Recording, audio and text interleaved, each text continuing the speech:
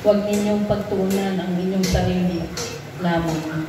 Pahalagahan niyo din ang iba. Hindi nasusukat ang espiritualidad ng isang tao sa kanyang tinatangkilik. Good morning mga kapatid. Isang pinagpalang araw na naman sa atin na pinapanatili tayo ng Panginoong buhay at inihahanda tayo para sa kaligtasan darating sa atin. At ang mga huling araw na to, mayroong pumipigil kaya hindi pa naihahayag ang Antikristo. Ito ang Espiritu Santo nasa Iglesia. Kapag naipaghanda na ng Panginoong Jesus, tayo lahat, may pinagpipray natin ng buong sanlibutan, mga anak ng Diyos na tumanggap na, nakakumpleto na ng kahustuang bilang ng hentil, yun, marireveal na ang Antichrist, kukunin na tayo ng Panginoong Jesus. Pero bago tayo kunin ng Panginoong Jesus, maglalagay siya ng mga palatandaan at kitang-kita natin ang maraming signs na nakikita na natin. At isang signs na ito na magmamanifest yung tinatawag na falling away o yung pagtaliwakas na yung son of perdition o yung anak ng kapahamakan, ipapakita na niya talaga ang pagpo-fall away niya kapag pupwesto na siya sa Jerusalem. Ngayon, kumikilos na ang Antikristo, ang mga espiritu ng Antikristo o yung pagtalikod sa pananampalataya. Basahin natin yung ano na yun, magkakaroon ng taliwakas. Meron lang pumipigil muna eh. Sinasabi yan sa 2 Thessalonians 2, 6 to 9. At ngayon, nalalaman nyo na ang nakapipigil upang siya'y mahayag sa kanyang talagang kapanahunan sapagkat ang hiwaga ng kasamaan ay gumagawa na. Yung falling away nga, spirit ng pagtalikod, gumagawa na sa mga tao. Lamang ay may pumibigil ngayon hanggang sa alisin ito. At kung magkagayon, mahahayag ang tampalasan na papatayin ng Panginoong Jesus ng hininga ng kanyang bibig at sa pamamagitan ng paghahayag ng kanyang pagparito'y lilipulin. Siya na ang kanyang pagparito'y ayon sa paggawa ni Satanas na may buong kapangyarihan at mga tanda at kahangangang kasinungalingan. So yun, may pumipigil nga ang Espiritu Santo na sa Iglesia. Pero pag okay na, handa na para kunin na tayo, tapos na yung ating paghihintay. Ngayon, ang ginagawa ng Diyos sa atin para maligtas tayo, bumubuo siya ng karakter ni Kristo sa atin. Yung Espiritu ng pagsunod, lubos na pagpapasakop sa Diyos. Binibigay niyo ito sa pamamagitan ng Espiritu ng pagtitiyaga o yung mahabang pagtitiis kung tawagin na bunga ng Espiritu Santo na ang meron lang nito ang mga anak ng Diyos. Yung binigyan lang ng Espiritu Santo ang may mahabang pagtitiis at makikita natin niya sa ating mga sarili na meron nga tayong mahabang pagtitiis. Kaya para labanan yung masasamang Espiritu na yan, pipiliin natin na maging matapat. Maging matapat. Pag-ingatan na natin sarili. Pag-ingatan mo ang iyong sarili. Kasi baka hindi ka maging matapat. Baka mahulog ka, mag-fall away ka. Yun ang sinasabi niya sa 2 John 8.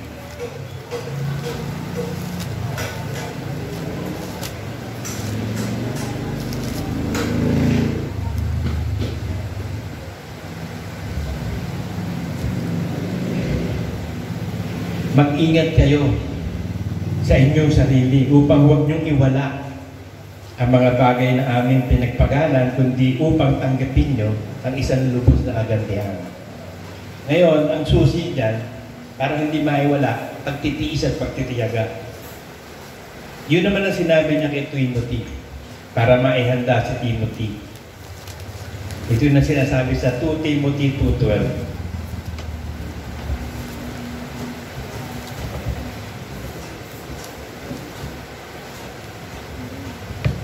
Kung tayo magtiis, maghahari naman tayong kasama niya. Kung ating ikaila siya, ikakaila naman niya tayo. So napakahalaga ng espiritu na mananatiling tapat hanggang wakas. Yun ang maliligtas eh. Kaya alam mo kung maliligtas ka eh. Kasi alam mo, nasa iyo yun eh. Yung espiritu ng pananatiling tapat hanggang wakas. Yun din ang sinabi ng Diyos kay Solomon sa 2 Chronicles 28:9.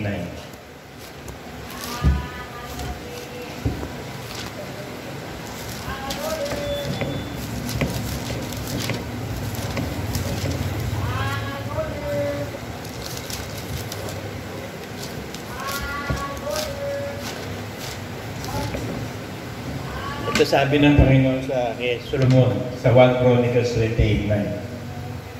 Ikaw, Solomon, na aking anak, kilalanin mo ang Diyos ng iyong ama at paglikuran mo siya ng sakdal na puso at ng pusang pag-iisip.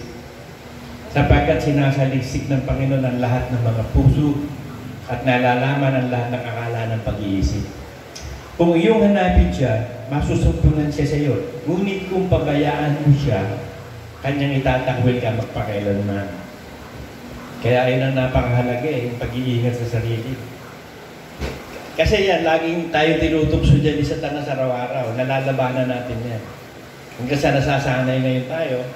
Kasi nagkukumit talaga tayo. Dinidisyonan natin sa ating sarili. Pinipili natin kasi na magtiis, magtiyaga. At mas mahalaga sa atin yung kaligtasan ng kaluluwa. Yun ang ninanasan ng ating mga puso. Kaya sabi naman ng Diyos, delight in the Lord and He will give the desires of our heart. Kalugdan tayo ng Diyos at ibibigay niya ang desire ng ating puso. Ang desire ng ating puso ay maligtas talaga tayo. Makarating tayo sa langit.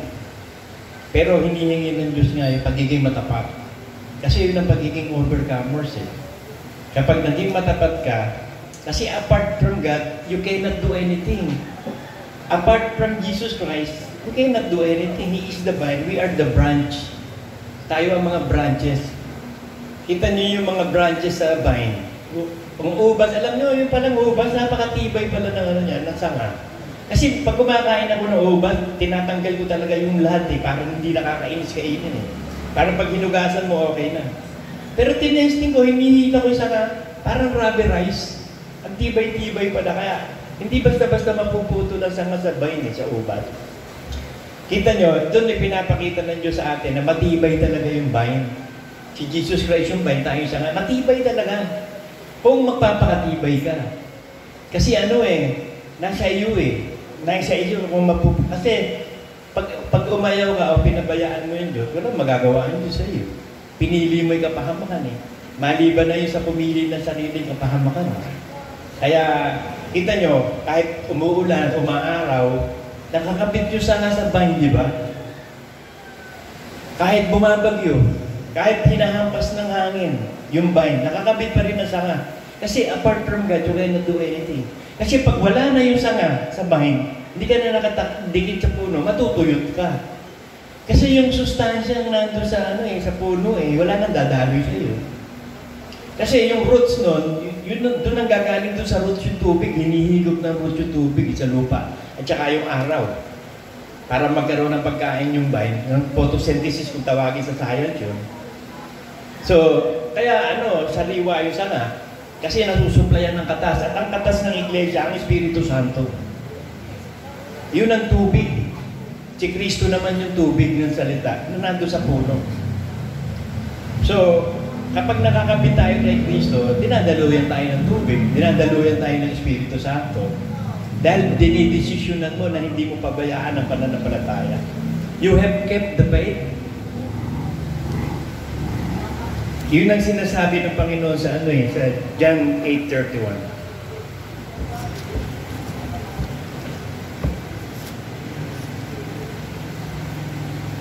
Sinabi nga ni Jesus sa mga Hudyong yaon na nagsisisampalataya sa Kanya, kung kayo'y magsisipanatili sa aking salita, kumagagayong tunay nga kayo mga alagad ko.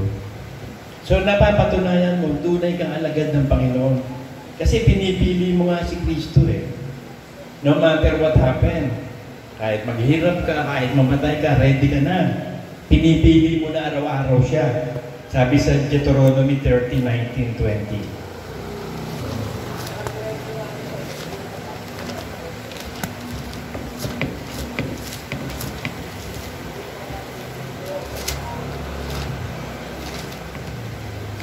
Kasi araw-araw may choices ang buhay natin.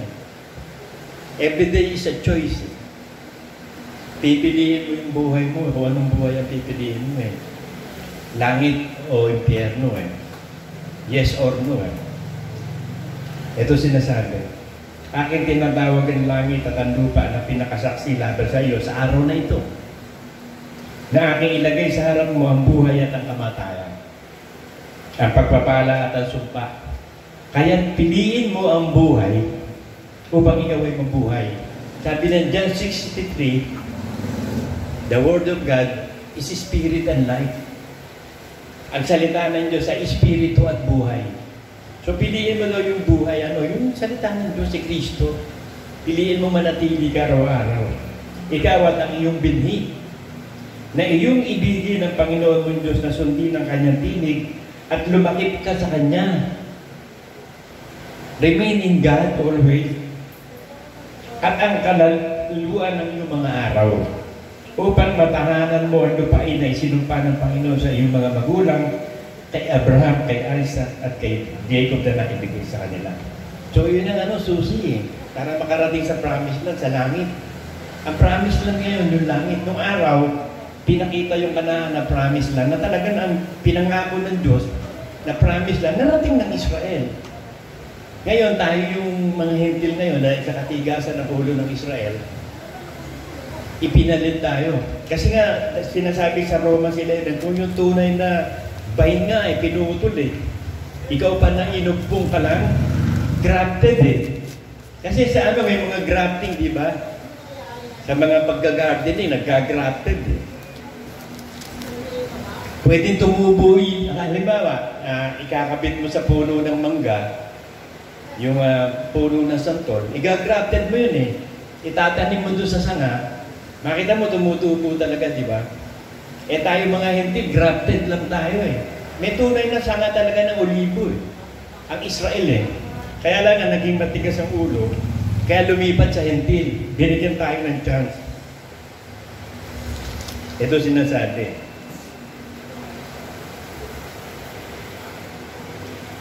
Simulan natin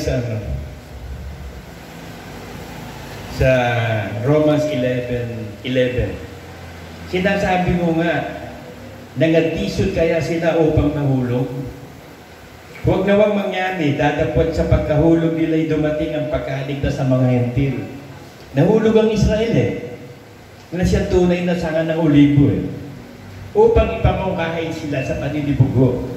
Ngayon, kung ang pagkahulog nga nila'y siyang kayamanan ng sanlibutan, at ang pagkalugi nila'y siyang kayamanan naman ng mga Hentil, gaano pa ang kapunuan nila? Datapot nagsasalita ako sa inyong mga Hentil, kalibasan ako'y may apostol ng mga Hentil, ay dinuwalhati ko ang aking ministeryo.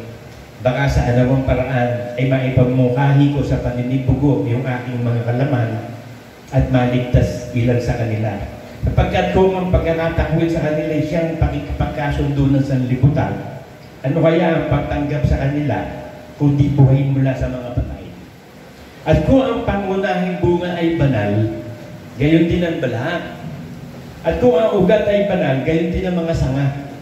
Dadagpat kung ang ilang mga sanga ay nangabali, at ikaw na isang ulibong ligaw, ay isinanib ka sa kanila. Grafted lang ang isang Hentil. Nabali yung tunay na sanga ng olibo, ang Israel. At ikaw ay naging kabahagi niya sa ugat ng katabaan ng puno olibo. Huwag kang magpalalo sa mga sanga. Dadapot kung magpalalo ka ay hindi ikaw ang nagkakandili sa ugat, kundi ang ugat ang nagkakandili sa iyo. Sasabihin mo nga, ang mga sangay nagabali upang ako'y makasanib. Mabuti, sa kawalan nila ng pananampalataya na bali sila. At sa iyong pananampalataya nakatayo ka. Huwag kang magpalalo kung di matakot ka. Sapagkat kung hindi nga pinatawad ng Diyos ang mga talagang sanga, ikaw ay hindi rin patatawarin. Masdan mo nga ang kabutihan at kapaksikan ng Diyos.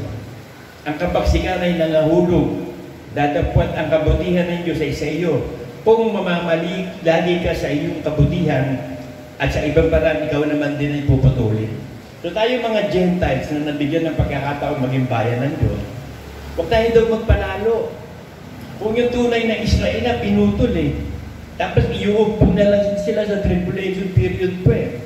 Tayo ngayon yung i-grafted. Ngayon yung grafted na puno sa olibo, yung sana, may huwag kang magyabang.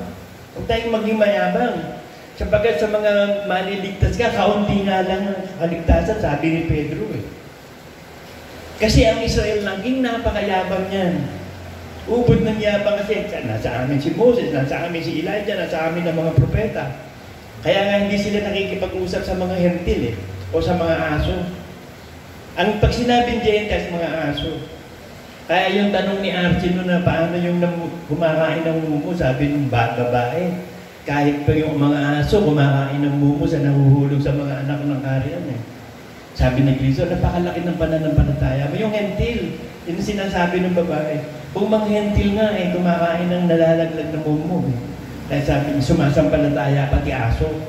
May pagkakataon maligtas sa aso. Ginawa ni Cristo naligtas sa mga aso, tayo mga aso, na ginawang tupa, mga hentil, na inugpon tayo. Huwag kang magyabang. Baka yung nag-aakalang nakatayo ay nakabuwal. Siguraduhin mo lagi na matapat ka. Siguraduhin mo lagi na nagtitiyaga ka. At talagang i-commit mo sarili mo, lalo ito, huling panahon na ito, konting panahon na lang, baka into the home stretch eh. Sa TV, napanood ko, ay tinaas nung kamay yung nagsasayke, bicycle. Ewan ko, kung niyabangan itinaas niya yung kamay niya, finish line na, hindi tuloy naka-finish eh. Bumalabag siya. Hintayin mo matapos sa ako itaas ang kamay. Eh hindi, tinaas niya yung kamay niya, na-outbalance siya, bumalabag siya. Ewan ko, tingnan ko lang kung ano, hindi ko malaman buong istorya nung kagabi, yung sa watch eh. So hindi pwede magyabang. Hanggat hindi ka nakatulan, sabihin ligtas ka. Ngayon, ligtas tayo sa pag-asa. At yung pag-asa na yan, hindi hihiya. So magiging matapat tayo sa pananampalataya na mamamalagi tayo. Remain in Christ. At ang pananatili nga kay Kristo, kahit bumabagyo, hindi napuputol yung yung sanga sa ulit, sa vine. Kahit nagupitin ng tornado, nakakabit pa rin yung sanga sa vine. Ganun tayo. Kahit anong tinding pagsubok o anong hirap ang danasin natin, piliin mo na maghirap kay Kristo. You have to suffer with Christ. Kasi napakalaking gantimpala nga ang ibibigay sa mga katapasa. Sabi sa Romans 8:17 eh. At kung mga anak, mga tagapagmana nga, mga tagapagmana sa Diyos, kasamang tagapagmana ng kung gayon nga, makipagtiis tayo sa Kanya upang tayo lumuwalhati ng mga kasama niya. Sapagkat napatutunayan ko na ang pagtitiis sa panahon nito hindi karapat-dapat maitumbas sa kaluwalhatian mahahayag sa akin. Ano mo, opinion ko dito, kaya ito sinabi ni Pablo na walang uncomparable. Kasi sabi niya, meron akong kilalang tao nakarating sa ikatlong langit eh. Nakarinig ng mga bagay na hindi dapat sabihin sa tao. Eh siya nakarinig hindi naman niya pwedeng i-chismis sa atin dahil pinagbawalan siya ng Diyos. Katulad doon sa huwag mo isulat yung sinabi ng 7 kulog.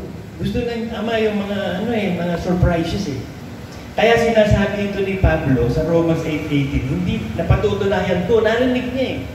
Kasi para makapagpatunay ka, yung nakakita mo, yung narinig mo, sasabihin mo. Eh nakita niya doon eh. Hindi niya nakita ang Ama, nakita niya yung langit na narating niya. Kaya sabi niya, ikatlong langit, nakita niya eh. May narinig siya mga tinig na hindi pwede sabihin sa tao. Ewan ko kung sa Corinthians 12 ba yun? 1 Corinthians 12.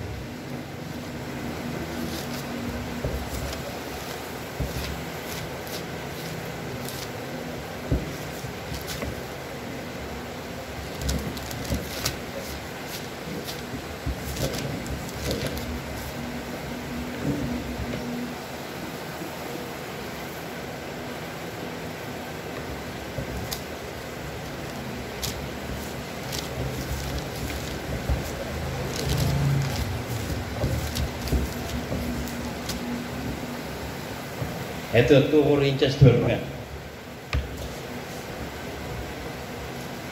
Ito may pinatutuo siya, dinala siya sa ikatlong langit eh.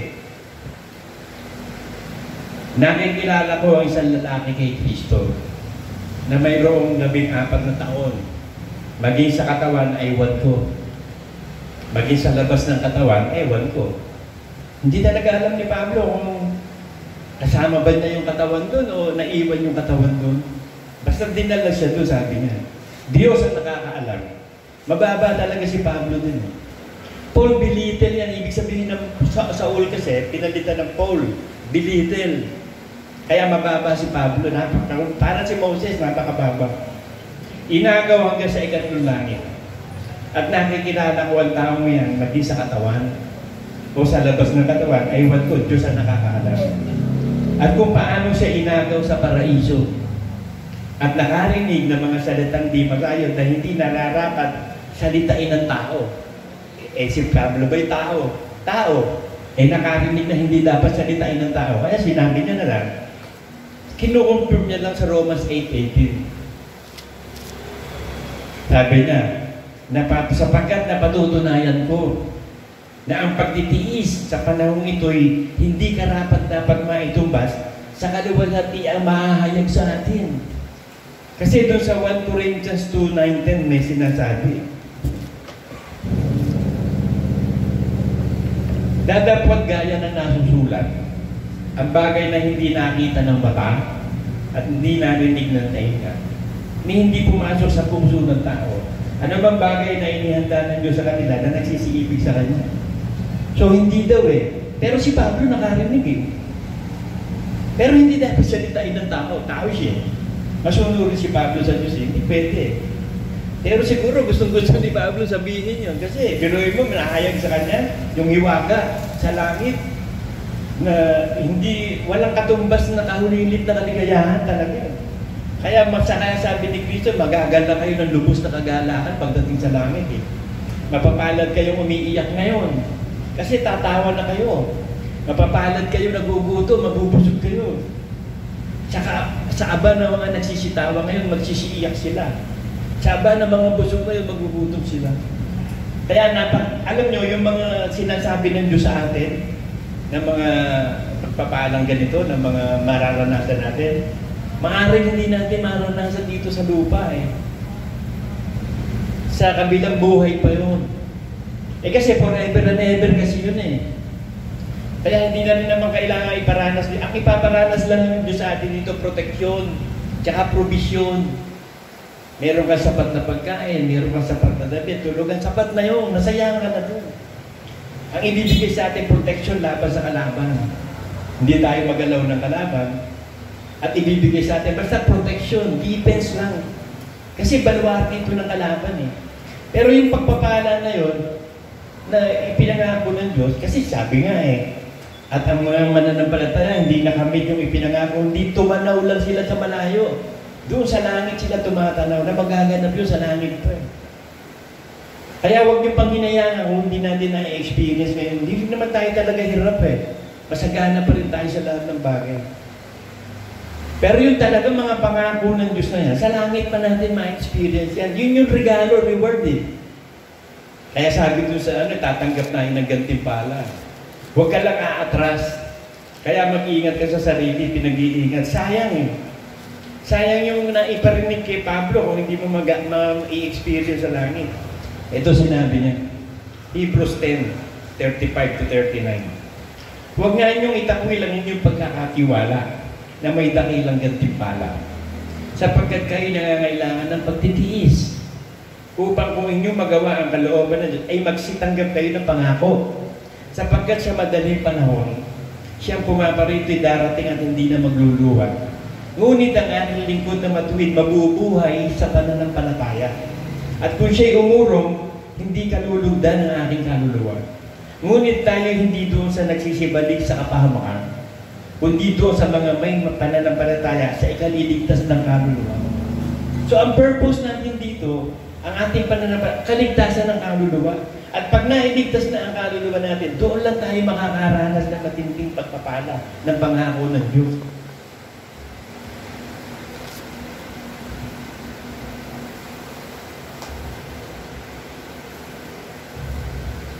Ito sinasabi doon sa lahat ng mananampalataya. Kasama na rin tayo at saka yung mga mananampalataya noong unang panahon. Sabi sa Hebrews 11:13-14. At ang lahat ng mga ito, nang sila'y mapatotohanan na dahil sa kanilang pananampalataya, ay hindi kinamtamang pangako.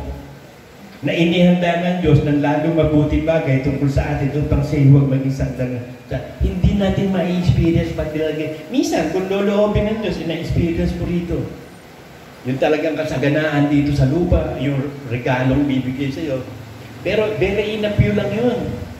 At tulad din na Solomon, ni na David, very few. Si Job, very few. Yung talagang naranasan yun dito sa lupa. At tayo bilang Kristiyano. Pero yung lahat ng pangako ng Diyos sa langit, sigurado yun.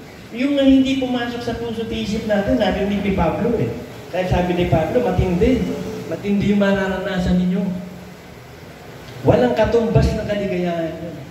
Kaya hindi man natin maranasan dito, mararanasan naman natin sa langit, hindi hintay-hintay lang. Ang kailangan lang talaga, matiyagang paghihintay. Kasi sa paghihintay, nagkakaroon ng pagtiyaga, yun ang katunayan. Yun ang kaganapan, sabi sa James 1:4. At inyong pabayaan na ang pagtitiis magkaroon ng sakdal na gawa upang kayo maging sakdal at ganap na walang anumang kakulangan. So magiging perfect. Yun ang plano ng Diyos pa lang eh. Matutunan natin magtiyaga, magtiis para maging perfect talaga. Na siya gano'n, tanggapin natin ng pangako. At lahat ng pangako na yan na sinabi sa atin ng Ama, ibibigay niya lahat na sa langit pa.